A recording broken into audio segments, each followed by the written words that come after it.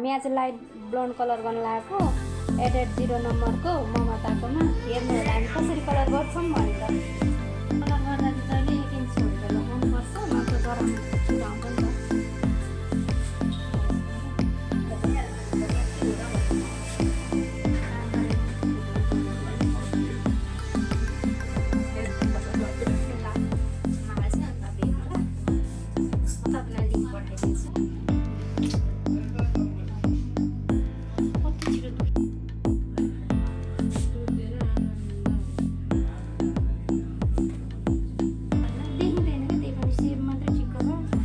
दिदी यो चाहिँ के गरेको?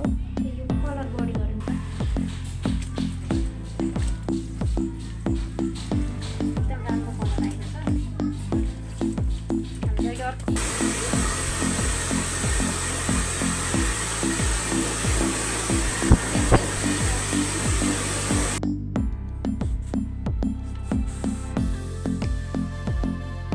हामीले फेरि ब्लिच गर्न लागेको कपालमा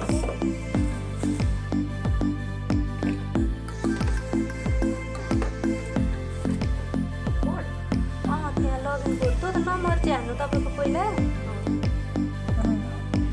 ममताको कभरमा फिस हाइलाइट गरेको। अब हामी यसको फाइनल रिजल्ट चाहिँ एकछिनमा देखाउँछौँ। के भएको चाहिँ